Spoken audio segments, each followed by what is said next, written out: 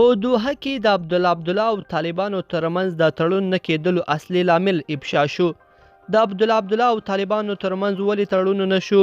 2 ورځې څنګه هسې عباسي مذاکرات ترسره شول؟ نور جزئیات ویډیو کې وګورئ او چینل سبسکرایب کړئ. السلام علیکم، ستړي مه شئ. په داسې حال کې چې په دوحه کې د بین الافغاني خبرو پیل ډیری هیوادوال خوښ کړي دي، مګر تیرې 2 ورځې د افغان حکومت او طالبانو د خبرو څخه د مثبتې پایلې د نه راوتلو له کبله ځینې افغانان ناهیلي شوي هم دي. دا چې ولې د 2 ورځنیو خبرو وروسته بدون له دې چې د خبرو نه توافق باندې اتفاق وشو، کومې بل توافق هم ونه شو. مهمه پوښتنه دا ده، ځکه افغانان په تمه وو چې د دې خبرو څخه به که ډېر ښه نه وي، حد اقل ښه خبر خو به واوري. طالبانو ته نږدې سرچینې وایي چې د طالبانو سره خبرو ته تللی هیات د مشورې صلاحیت درلود، خو د پریکړو واک نه درلود. له همدې کبله کوم توافق ونه شو. دا توافق لپاره اختیاراتو ته اړتیا ده، کوم چې د افغان حکومت له لورې لېږدول شوی هیات نه درلوده.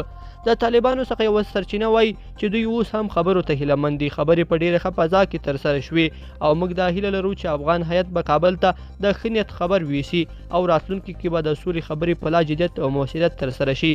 که څه هم ځینې حکومتي سرچینې په طالبانو پړه او راچوي او وایي چې په خبرو کې صرف د خپلو بندیانو د آزادولو او خپلو مشرانو د نومونو د ټول لیست څخه د لرې کولو علاقه درلوده. د اوربند نوي حکومت او دې ته ورته مسایلو ته چندیان غاړه نه ایښوده، خو د طالبانو وایان بیا وایي چې دوی په ټولو مسایلو د خبرو لپاره تیار دي. په کابل کې د حزب اسلامي مشر ګلبدین حکمتیار او پخواني ولسمشر حامد کرزي هم په دې سبب د دې سفر څخه ډډه وکړه چې ویل دا هیات د پریکړې صلاحیت نه لري او صرف مشورې او خبرې کوي او له دوحې څخه به بیرته تش لاس کابل ته راشي. طالبان وایي د اختر راهیسې ټول ټیم او مشران تیار وو چې د افغان حکومت له استازو سره خبرې وکړي، خو د حکومت یو نیم هیات په دوحه کې وو. د حکومتي چارواکو خبره بیا دا ده چې طالبان په اساسي مسایلو بحث ته زړه نه ښه کوي، هغوی څه چې طالبان یې ردوي.